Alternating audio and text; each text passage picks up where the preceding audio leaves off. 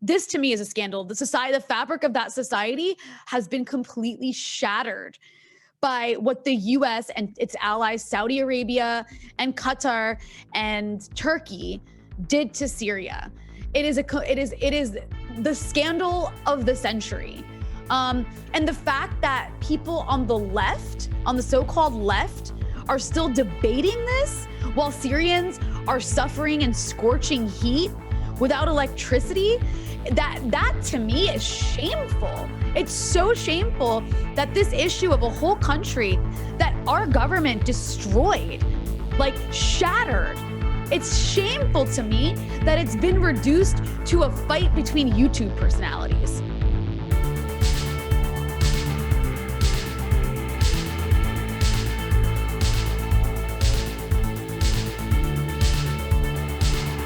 Rania Khalek, welcome to the show.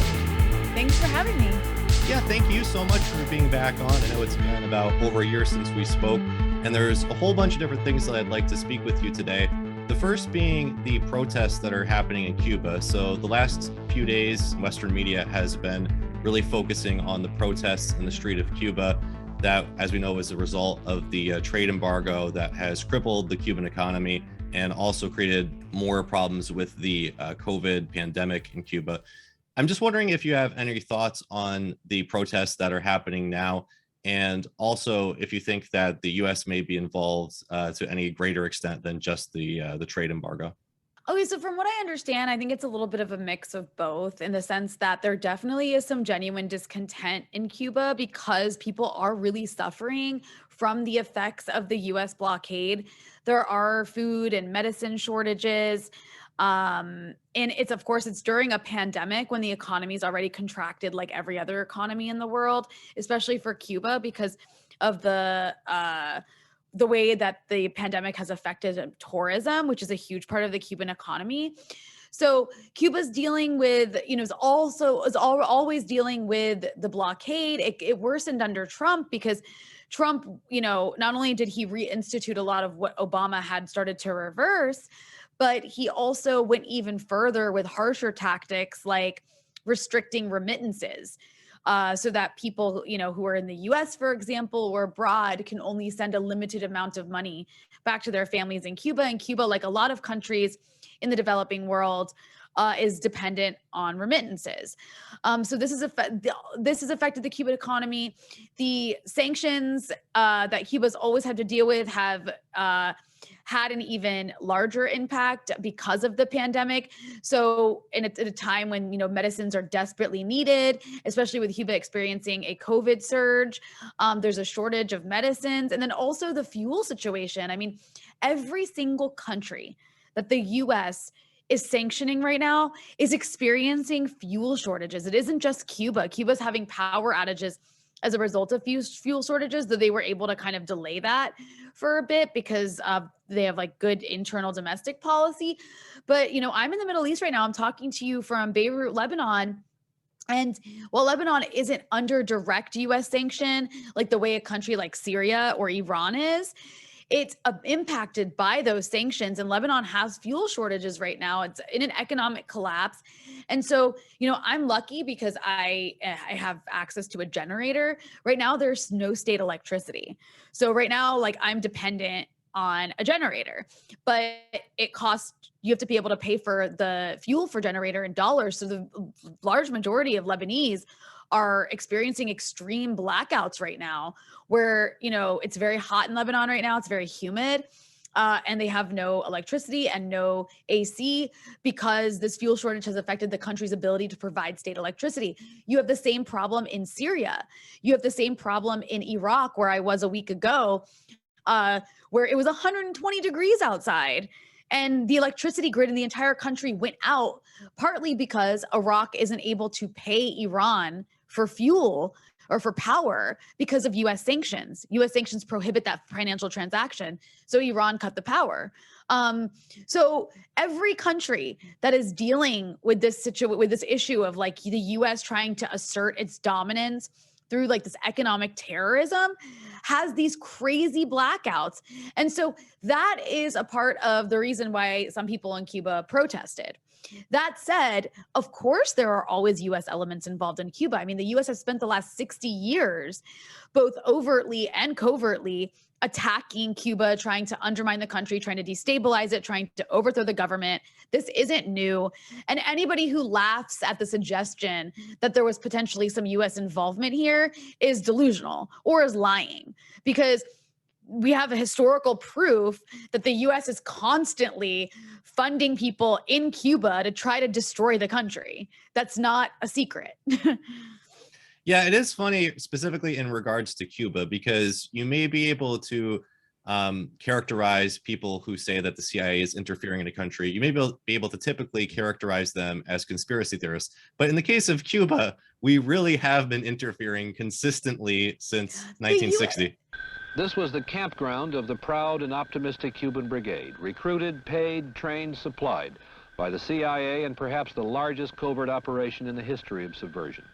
The US has attempted at least 500, I think almost 600, if not more, assassinations in Cuba. The US tried to bribe the CIA tried to bribe the pilot of Raul Castro to cause an accident. And they told him, if you die, we'll send your children to college. We'll make sure your children go to college for free. I mean, clearly the US is like, the CIA is stupid, because if you're going to bribe a Cuban, you don't bribe them with free college education. They already have that.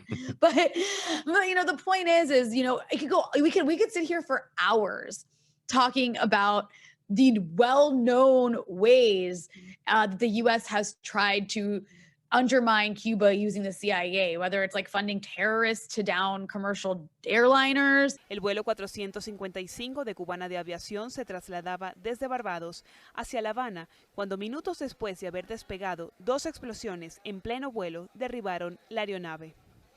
Investigaciones posteriores realizadas por el gobierno cubano demostraron que el ataque fue perpetrado por Estados Unidos a través de la CIA. Or bombing hotels in Cuba to try to destroy the tourism industry. We have evidences de que las personas that the persons responsables por la ejecución de esos hechos responsible for those actions y los materiales empleados para realizarlos and the materials used to carry out such actions procedían del territorio de los Estados Unidos de América. Came from the territory of the United States of America. I mean, this isn't new. Again, like anybody, and I did see this, I saw this the last couple of days, there were some people you could consider like progressive who were laughing at or calling people conspiracy theorists for suggesting that there's maybe some US sabotage taking place with these protests. I mean, especially when you see protesters waving American flags, it's like a dead giveaway.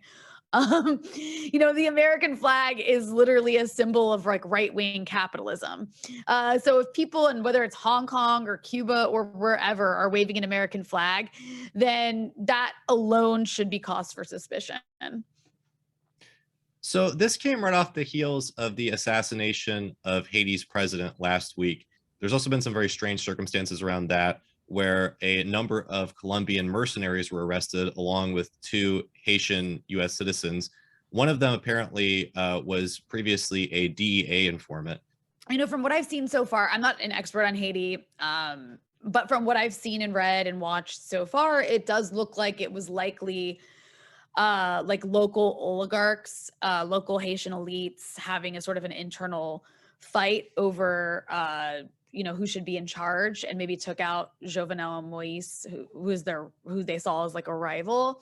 But that said, like anything is possible. And there's so much shady stuff happening around the people they've captured so far, especially given, like you said, their affiliation as being informants with the DEA in the past, living in Miami, working for this security company owned by this right-wing Venezuelan who has ties to the US. So yeah, it's really shady. That said, I don't know, like, I don't really know what to think, because at the same time, you have the Haitian authorities now calling on the US to like intervene militarily. And the US government, at least under Biden right now, seems reluctant to do that. So, I mean, that to me suggests, okay, maybe the US didn't have anything to do with it. I don't know. It could be, either. But again, Haiti, like Cuba, is a country that has a historical record of having relentless US meddling and sabotage and coups. So literally with this situation, anything is possible, but I mean, only time will tell. Like, I can only sit here and speculate. One other positive movement that seems to be happening under the Biden administration is the removal of U.S. troops from Afghanistan. I'm just wondering what your thoughts are on this. Obviously, this isn't going to be a comprehensive end of U.S. involvement in Afghanistan. Obviously, the CIA is going to stay and probably going to be involved in various other ways. But can we see it as a net positive that after 20 years, U.S. forces are being pulled out of Afghanistan? So I might have a bit of an unpopular opinion on this, like coming from a left perspective, but I actually think it should be the left perspective. And here's why. I think the US absolutely needs to leave Afghanistan. That said, the way they've gone about leaving is completely atrocious and has thrown the country under the bus.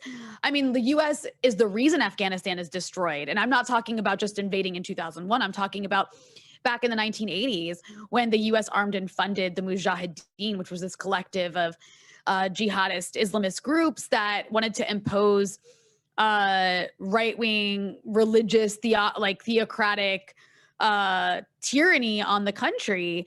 And, they were doing that to undermine the Soviet Union, which was backing a communist government in Afghanistan, which of course had its issues, but it wasn't, demanding that women not go to school. In fact, it was the opposite. They wanted to increase the literacy rate and provide like healthcare in rural areas and education in rural areas. And the U.S. was funding and arming people who threw acid in women's faces, people like Gulbuddin Hekmatyar, who was one of the biggest recipients of CIA funding. And also, the U.S. involvement in Afghanistan supported people like Osama bin Laden, who was a part of the Afghan Arabs who went there to fight for the Mujahideen.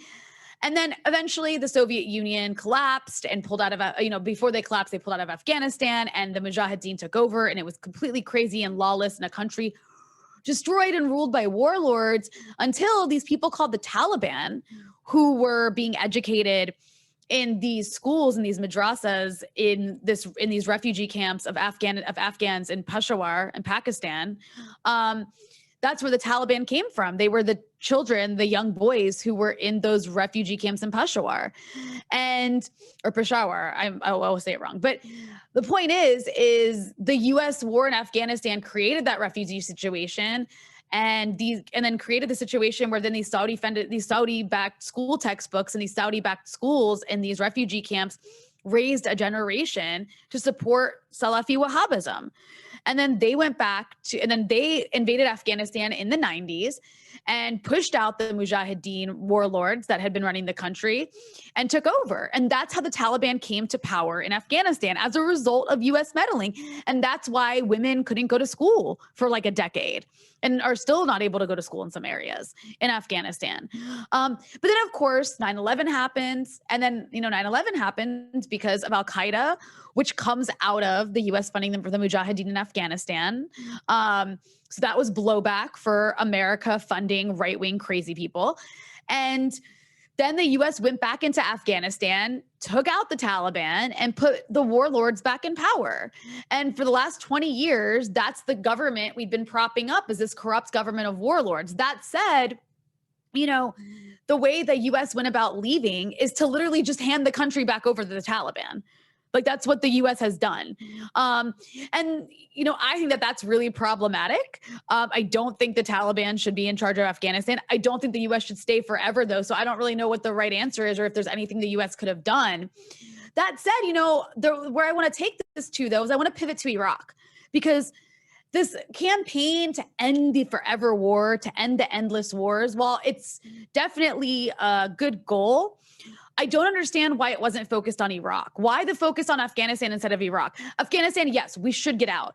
But Afghanistan is also a place where you can't just leave, because when you just leave, the government that's dependent on you to exist collapses, and the alternative is the Taliban. And that's what we're seeing happen now. Whereas Iraq has a functioning state, has a functioning government, is a functioning, relatively secure country. And if the U.S. left, nothing would change. Like, nobody would even notice if the U.S. left, because it's a stable country with a functioning government that can work. It's not dependent on the U.S. to function. So I just don't understand why all of the effort went into urgency and, we have to leave Afghanistan immediately and now as soon as possible, instead of using that political capital on Iraq. I can only imagine it's because Afghanistan no longer has any relevance to US empire. The US doesn't really need to be in Afghanistan in terms of like, maintaining its hegemony, whereas it does need to be in Iraq to maintain its hegemony and to maintain imperialism and to maintain empire and to choke Iran and to continue to control the oil. And to continue to stand in the way of like a united Iraq, Syria, Lebanon, a united region. And so anyways, I mean, those are my thoughts on that, is I really think that the sentiment for ending these wars is, of course, important, and I support it. And I do support the US getting out of Afghanistan.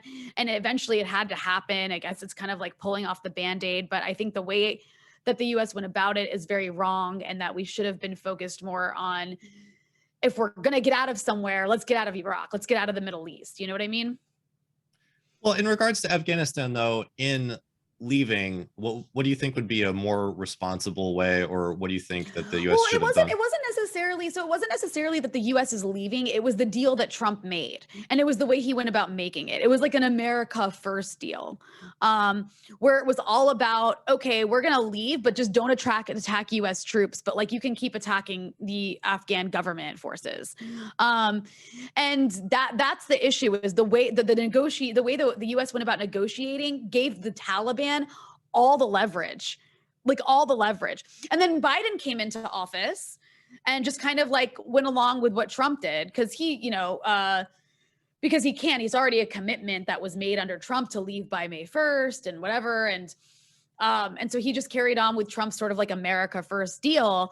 And that just left the Afghan government in a situation where it's the weaker party, and the Taliban doesn't even need to worry about dealing with it. They could just go about their business. And the other issue in Afghanistan is like, if you're going to hand the country over to the Taliban, the problem is the Taliban has no experience governing. All it knows how to do is all it knows how to do is commit violence to get its way, really. It doesn't have like technocrats. It doesn't have people with any experience running a country. And so, that's going to be a problem too. But I mean, it is what it is. This is the situation we're in. And I mean, there's a lot of people in Afghanistan who are basically just going to leave now, and you're going to have another wave of Afghan refugees. And they're going to be leaving because the country is going to be completely unstable for a while, and people are just going to be at war and fighting, and the Taliban's going to be eating up more territory. Shifting gears a little bit, I wanted to ask you about last week's big debate between Jackson Hinkle and Vaush. I know that prior to the debate, you had put out a tweet asking who is Vaush and why should I care about his opinion? Is he an expert on Syria? And this debate really was about Syria generally, but specifically about the Duma gas attacks and who committed that, if it was Bashar al-Assad's forces. And it was an interesting debate. It was quite long. Vaush ended up leaving. He quote unquote rage quit at the end of it. Said that the I've already given you more attention than you deserve. I know you were desperate to get my attention. If we're literally at this point Ian now. Henderson's report said that it was more likely that the crater had been made by an explosion, probably from an artillery round, rocket, or mortar. Have fun, my dude. That the cylinders were to you was identical to talking with the neo-Nazis. There's literally no difference between you people. That these cylinders were manually placed, and it was likely an artillery round, a rocket, or mortar that caused the explosion. Okay, so if you had an explosion that went off, and you had white helmets who were running around yelling that this was a chemical attack, wouldn't you probably be freaking out? Hello? Oh, he must have. I don't know what happened. Did he mute himself? He's still talking. I think did he hang up on me? Does anyone know? He hung up. And I know it was a very long debate. I was wondering how much of it you saw, and just what your general thoughts on the debate were. Well, like the reason I tweeted that is because I genuinely didn't know who this person was. Like I hadn't, and then I saw, why does he have like hundreds of thousands of YouTube followers? Like what? And who is he to be talking about Syria? Like just some guy who looks like he's sitting in his basement. Like, I don't know if it's his basement or whatever floor of his house it is, but pontificating on this and that. Like, have you ever like left your bedroom? I don't know. Like, I just there's something about somebody being so arrogant and confident in their knowledge about a place they've likely never been to. Not that you can't comment on Syria without having been to it. It's just like to sit there and be so interventionist and be so, let me just repeat State Department propaganda talking points. Like, who are you and why should I even care what you have to say about this place that I've been to a lot and I've actually reported from? That said, so this was the reason I even saw his name is because everybody was talking about it on Twitter. So I was like, who's this Vaush person? And so I tuned into I didn't watch the whole debate. I literally would open it for like a minute and then stop. Cause I was like, I can't even deal with this. Cause it's just this person who's ranting about, how awful Syria is. And just, I don't know. The arrogance of it bothered me, but I mean, that said, I assume, Jackson, I did see Jackson talking a little bit and he seemed to have read a lot about the OPCW scandal. And so he seemed to be holding his own in a quite impressive way. So good for him. That said, I don't understand why anybody would do a debate without a moderator.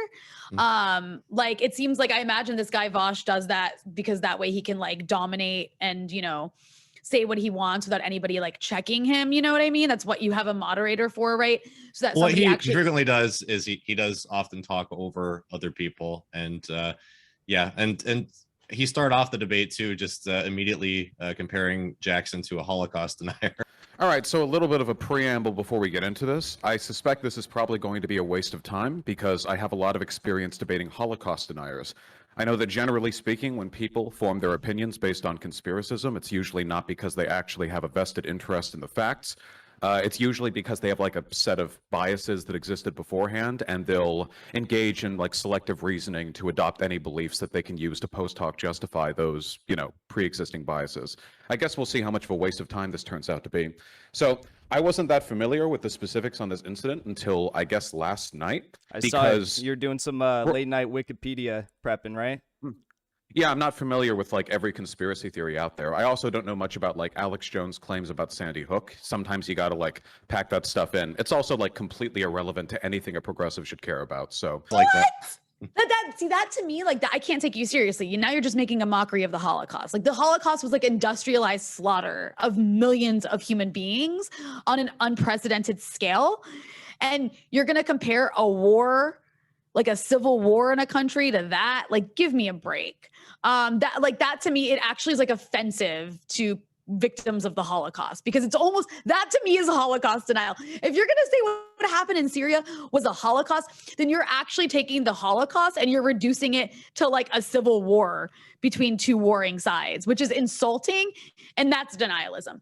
But anyways, so yeah, you're right. I just saw him talking over in this really arrogant fashion. And I figured that's probably why he does this kind of, this sort of style of not having a moderator, because that's what a moderator would do. A moderator would, make sure both sides get to talk and also guide the conversation. But beyond that, the OPCW issue is very important. Big props to Aaron Monte for covering it so thoroughly. And to could you just give a quick summary to listeners and viewers? What is the OPCW whistleblower scandal? Well, so I encourage people to go check out Aaron Monte's reporting on this because it's been quite meticulous. But basically, there was a supposed alleged chemical attack in Duma. I think it was in 2018. If I'm not mistaken, it was the second time that Donald Trump had bombed Syria based on allegations of a chemical weapons attack. And this time it was in the Duma, the suburb of Damascus, that had been under the control of a group called Jaish al-Islam, which was a Salafi jihadi group that had essentially imposed a mini little Saudi Arabia on this suburb of Duma.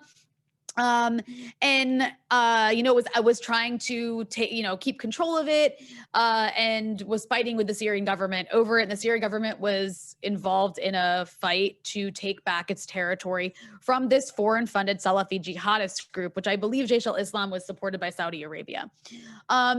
So one of the many Salafi jihadist groups across the country who had imposed these little tyrannical Islamist states in areas that the U.S. media was constantly calling liberated. This battle over Duma was nearing its end. The government was winning. and was going to win. Like, it was inevitable. The government was going to take this area back. It was surrounded. And at this point, what seems to have happened is a Salafi jihadist group that was in charge there staged this chlorine bomb attack. And that is what the evidence by some of the OPCW people who were dispatched to go investigate showed, was that it was staged. And this is what has, been completely ignored by mainstream media. And then the OPCW, once some of the people that had gone to investigate came back with their findings, actually suppressed these findings and basically suppressed them from their report. And it was basically a cover-up. And so there was some people who were involved in the investigation who leaked their initial findings, and that's what's been reported on, and that's what everybody's arguing over, and that's what this debate was over this OPCW scandal. But that said, this scandal is it's like one scandal in a sea of scandals in Syria. I'm glad it's gotten attention, but it's hardly the most shocking thing that the U.S. did in Syria, or that the U.S. and its allies did in Syria. And by that, I mean that they spent nearly a decade arming and funding Salafi jihadist groups, many of whom were working alongside Al-Qaeda and ISIS to collapse the Syrian state. I mean, they spent $1 billion a year on this program. And that's just the US. And this has all been reported. I'm not making it up. And this, to me, is a huge scandal. We've been involved in a so-called war on terror that's global against Al-Qaeda because of 9/11. And then in Syria, we literally supported them to hurt the Syrian government and collapse the state. And that, by the way, is the reason that ISIS rose. That is the reason that ISIS rose and got strong enough to take over large swaths of Syria and Iraq, was because of the funding and arms that the US was giving to these Salafi jihadist groups that actually just ultimately helped the rise of ISIS. And this to me is the bigger scandal. These are groups with genocidal intent. You want to talk about Holocaust denial? Let's talk about genocide. The groups in Syria that had genocidal intent were the groups that America was funding and arming. They literally openly advocated for wiping out minorities, for eliminating minorities, for banning, for segregating schools, and for taking women out of public life and stoning them for adultery. These are the groups we were supporting in Syria. Like, that to me is the biggest scandal of all. Syrians have been saying this.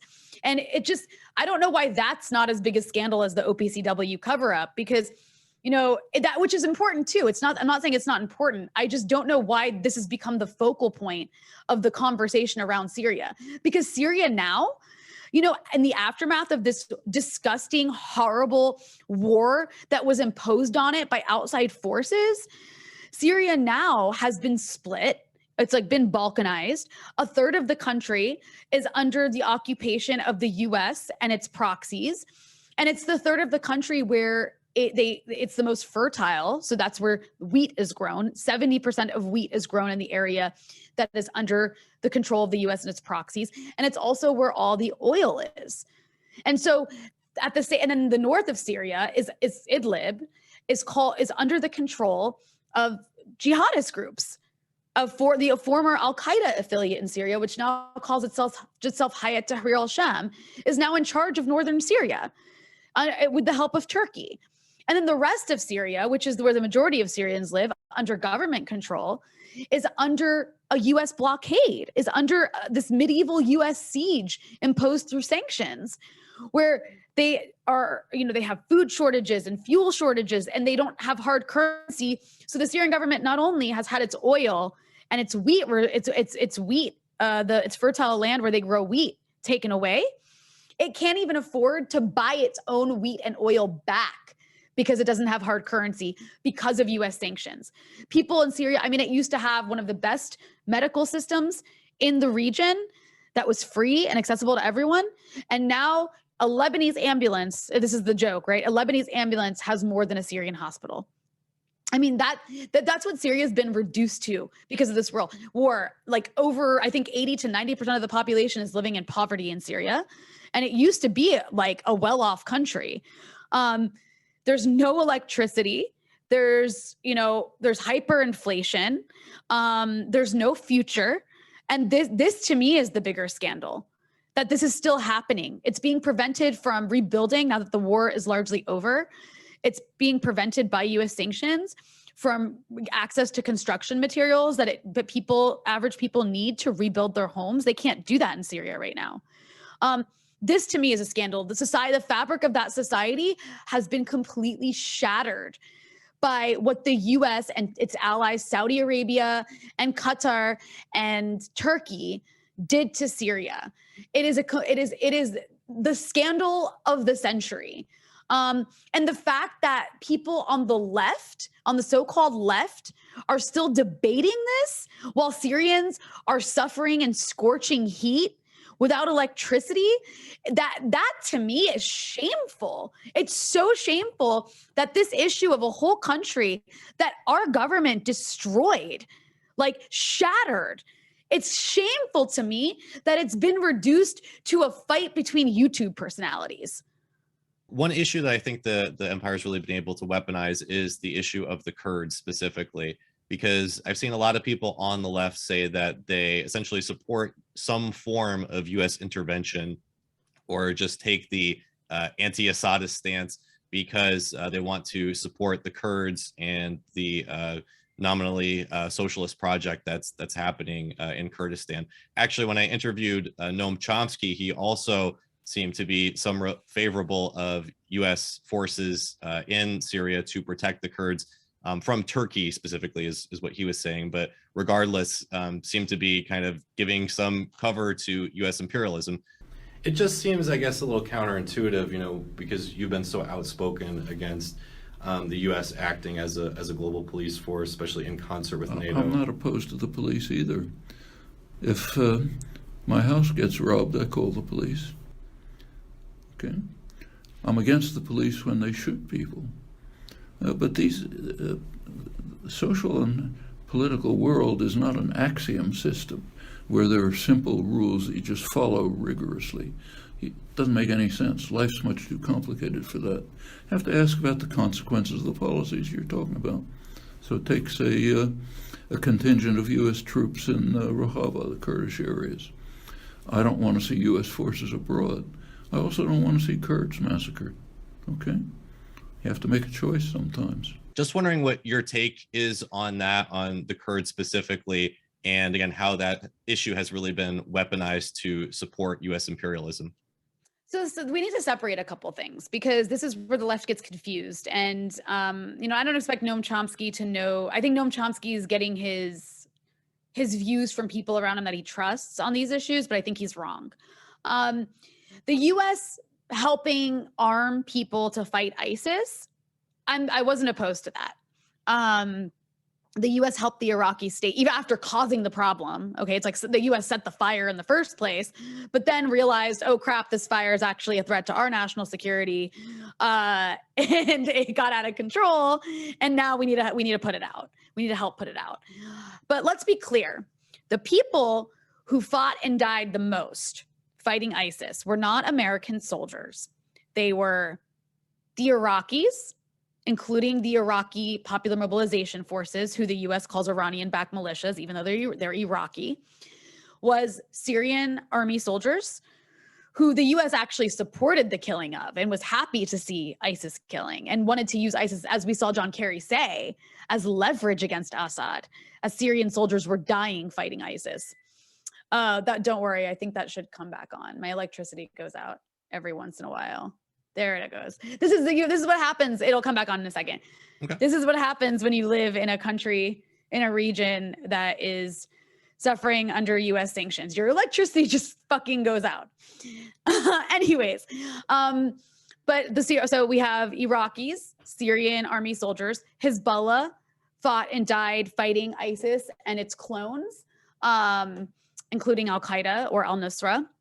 And you also had the YPG, the Kurds, as everybody, you know, calls them, even though there isn't like, this is also funny to me, is there isn't like one group of Kurds. There's several groups of Kurds, right? The YPG is one group of Kurds that is essentially the Syrian affiliate of the Turkish Kurdish PKK, which is like a cult. They're, you know, this is what Noam Chomsky and others on the left have glorified as like some lovely leftist group. And while it does have some leftist principles when it started out, it's largely a cult of personality around an individual, Öcalan, who's like in prison in Turkey, and as well as this guy Mazloum, who's in charge of the Syrian YPG. The Kurds also have, you know, the YPG fights with other Kurds. There's the Iraqi Kurds in northern Iraq, in what they call Iraqi Kurdistan, which is largely under the control of the Barzani clan, which is allied with the U.S. and Israel and all of these imperial forces, and allied with Turkey most of the time. So the YPG is separate from that. And the YPG, you know, the U.S. wanted to support the YPG for two reasons. One, to fight ISIS, which they did. And they did a good job of doing with U.S. weapons and being able to call in U.S. airstrikes and stuff. And, you know, the other reason is to help balkanize Syria.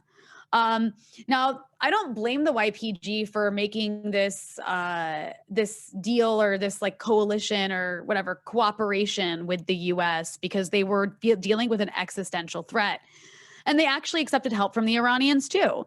And, you know, they never were, this is what Americans on the left don't understand. The YPG was never trying to overthrow the Syrian government. That was never their goal. But now, after ISIS has been defeated, that they've gained this territory that the US is happy to allow them to continue overseeing. Now it's like a little bit of power.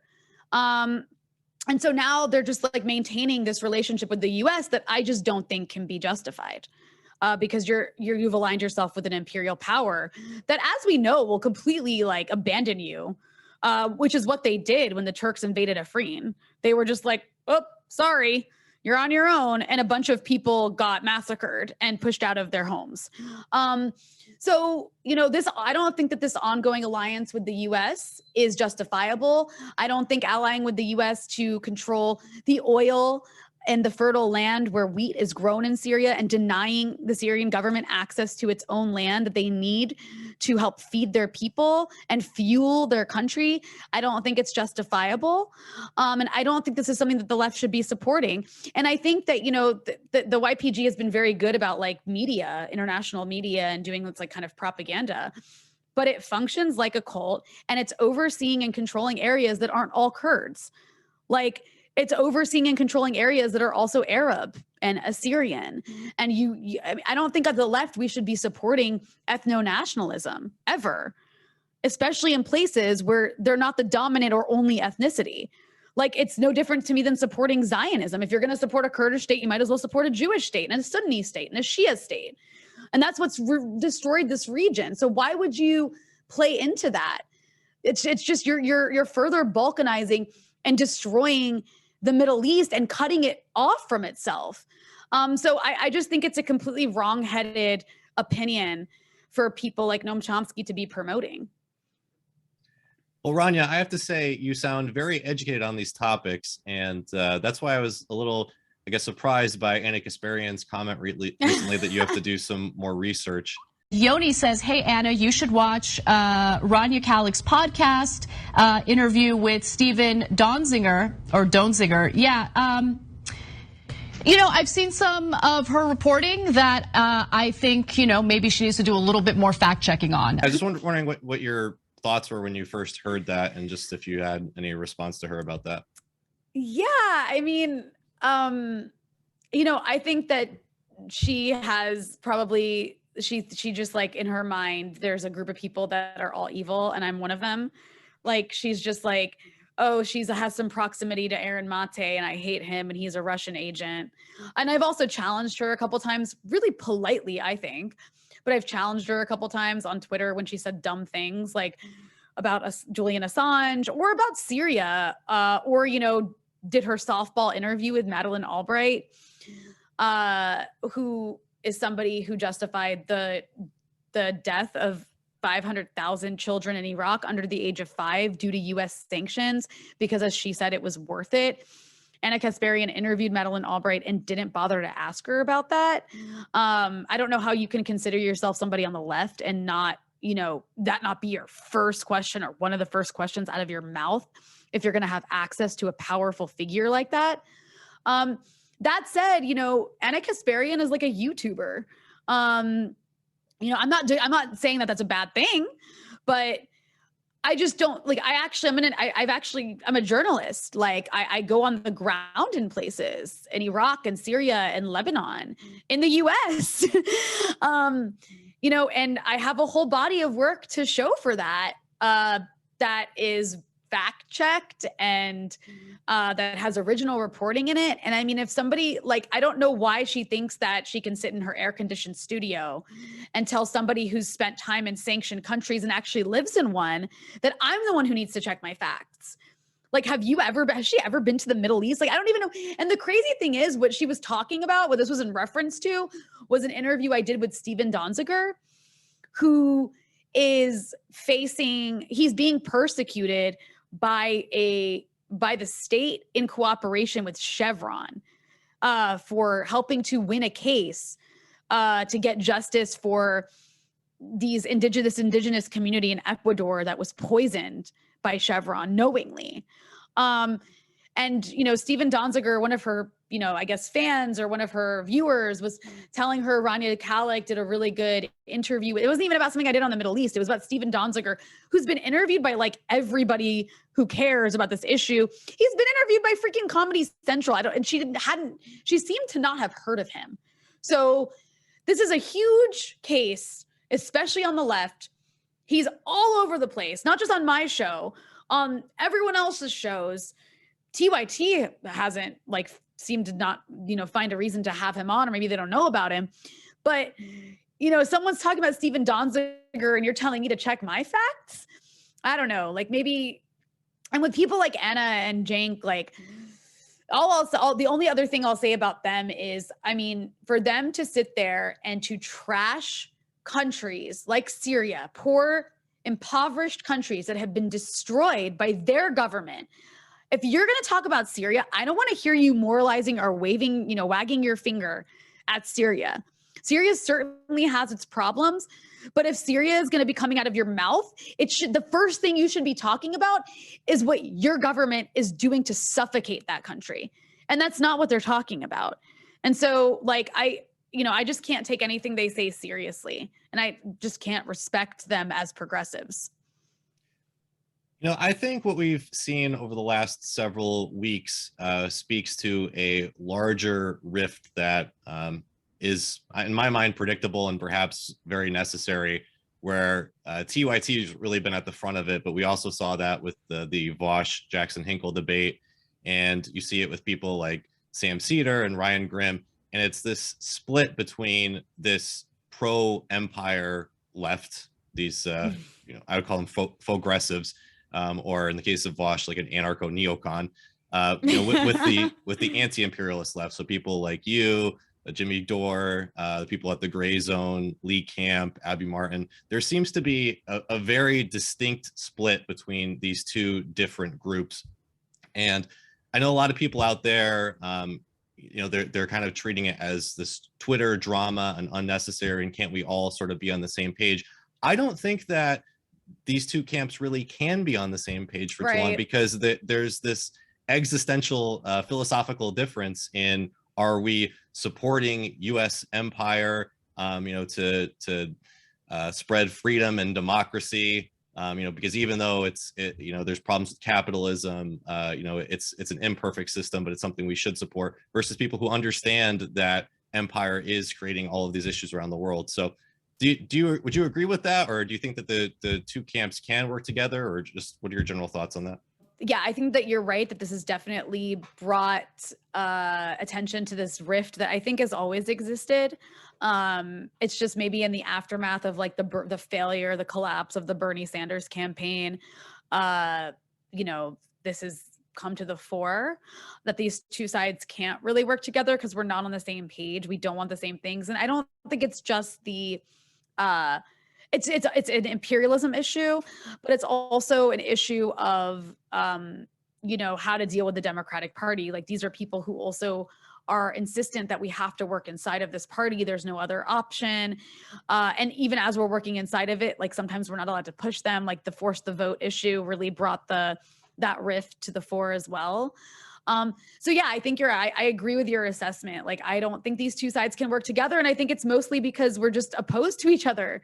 And it's the other side that's showing it, by the way, because they're the ones who are constantly attacking and name calling. And like, Anna Kasparian just randomly decided to attack me on her show, like, unprovoked.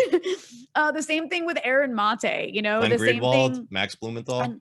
Yeah. And I mean, it's the thing is, like, we're not attacking them in the same way. If anybody has attacked them, it's been to highlight, like, your lapse in judgment on this issue. Like, you're saying wrong things. You're promoting propaganda. You're blocking the ability of people to, like, form a movement outside of the Democratic Party. It's been on policy, right?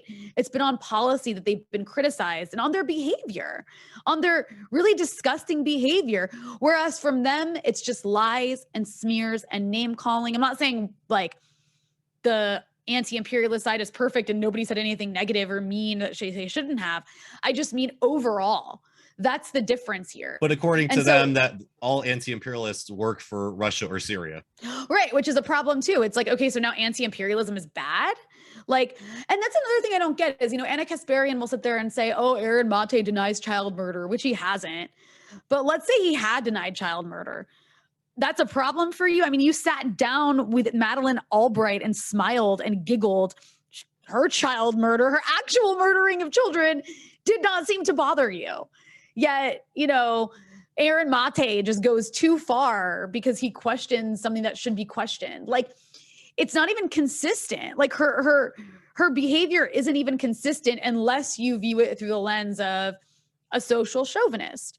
Okay, maybe you want Medicare for all, which you kind of don't if you didn't support force the vote, but whatever. Maybe you want, I'll give her that. I'll be generous. Let's say she wants Medicare for all and she wants, a U.S. welfare state. That's all great, grand, and lovely. But it doesn't make much of a difference if you continue to support imperialism. And that's what I mean by social chauvinist. And, it's like, I don't care what she thinks. It's the fact that she has this massive platform. And that's what she's pushing to her viewers, and then working as a gatekeeper by smearing people who are offering a different perspective. And, I think it does tie into a larger class issue as well, because you see people at TYT where, they're taking $20 million investments from Jeffrey Katzenberg, and also, related to that, not reporting on him criminalizing homelessness in Los Angeles. But Emma Vigeland's parents, they're well-known lawyers who have connections to Robert Mueller. Oh, are they? Yep. I didn't know that. Yeah, Robbie Yeager did a really good expose on TYT a couple of years ago, and he went into that a little bit. So it seems like a real class issue where these people are supportive of the transatlantic coastal neoliberal establishment, and really demonize any people who are anti-war or anti-censorship, or maybe talking about any sort of broad working class solidarity. Yeah, that sounds right. I mean, when I look at I guess it doesn't always go along class lines, but for the most part as a group, yeah, you can see that. Whereas, like, I look at the outlet I work for example, which is Breakthrough News, and we're definitely, like, less white, but we're also definitely class diverse. Like, I come from an immigrant background. Both my parents left Lebanon because there was a civil war starting there. And they worked, crappy jobs that they hated and didn't get paid very well at their entire lives. And I still have student debt. I don't think Anna Kasparian does. So it's probably definitely easier for her to just, like, none of this is to decide what's important and what's not when her life doesn't depend on certain things. Well, Rania, I know we don't have much time left. I did just want to touch on the issue of Israel-Palestine, because this was really in the forefront of the news last month. And, honestly, I I did see some positive movement in terms of the media where I didn't see them as blatantly one-sided as they may have been previously, and not as anti-Palestinian as they were in maybe some of the things that happened in the past. Yeah, I mean, I think there was definitely something interesting we saw with the war on Gaza this time around, which is what you mentioned. The media coverage was much different than usual, where you did see definitely more, it was less one-sided than usual. It still had its one-sided moments, but it was certainly you saw certain Palestinian voices allowed in the mainstream that you maybe didn't back in 2014 when Gaza was being bombed. And you certainly saw, Gazans and Palestinians in general being humanized in a way they typically aren't. And so I think that was definitely a good thing overall. I mean, whether that's going to change anything for now, no, but it's certainly a step in the right direction, though not fast enough. And I think it also has to do with how the issue of Israel during the Trump era became so wrapped up in being a Trump issue, where it was run by Netanyahu, and Netanyahu was the one who was engaging in this war on Gaza, and he was an ally of Donald Trump, and worked to sabotage Democrats. And I think that made it easier for the media to be a little bit more fair to Palestinians than they typically are, a little bit more. That said, I still don't think it was far enough. And I still think there's a long way to go. And I don't know if it was just because of Netanyahu, because now that the administration has changed to somebody who's actually more right-wing than Netanyahu, Naftali Bennett is the new prime minister of Israel. And this is a man who has openly said, I've killed a lot of Arabs, and there's nothing wrong with that. He actually said that. That's like a direct quote. And he has killed a lot of Arabs. He was responsible for a massacre in southern Lebanon in 1996. And he's proud of that. And he goes around saying he's proud of that. This is the man who's now running Israel, but he's not Netanyahu. And so as a result, you can already see a difference in the coverage. And you can already see how Palestine has fallen out of the headlines, despite the fact that everything that caused the violence back in May is still happening. Palestinians are still being ethnically cleansed from East Jerusalem, but it's happening under Naftali Bennett now. And he has a coalition with liberals. So now it's okay. So I think that's definitely a problem. And I don't know if Naftali Bennett starts bombing Gaza tomorrow, which he has a few times, and it barely made the news. It was like it didn't happen. So I now in retrospect, I think a part of that change in coverage was because of Netanyahu and of how much liberals in America and liberal America despises him. And now that he's out, it's like back to normal. Well, that is unfortunate. I hoping that maybe there are some more long-term, there's some long-term movement there. I know that we saw in the case of a few celebrities, they actually did tweet out some sympathy for the Palestinian people, but then immediately retracted that. But I do think that Israeli society is becoming so right-wing and so racist, and it's just the violence is just so in your face that American opinion is certainly changing, especially among younger people, including celebrities. And so, I remember my niece, who's like 14 years old, during the bombing of Gaza in May, was telling me that at her high school, it's like if you're pro-Israel, that's like really gross. It's like considered really awful to be pro-Israel. And I'm just thinking, when I was in high school, like that was not the case at all. I was like the lone little like pro-Palestinian voice in a sea of people who were like, well, they're terrorists. So I certainly think that there is a huge shift happening in American opinion. It's generational, and that definitely is going to make a difference. And I also think, regionally speaking, I think that the U.S. is weaker, even though it seems like the U.S. is still so strong. The U.S. is increasingly weaker in the Middle East, and it's actually, it hasn't pulled out of the Middle East, but it's less focused on the Middle East because it's so obsessed with China now. So part of the U.S. having less of a footprint in the Middle East means like Israel not getting a chance to be as much as a bully without any pushback. And so I think that that's a positive development. And also regionally speaking, I mean, this war united the region on the street level in a way it hasn't been in a very long time, and also united the Palestinian cause in a way that it hasn't been in a very long time. So regionally, I think that's a positive development. I don't mean to be like constantly negative about everything. I just see a change in the media coverage now that Naftali Bennett is in charge. And so it makes me think that, oh, so the New York Times really just hated Netanyahu and that was it. But we'll see. Maybe they'll prove me wrong.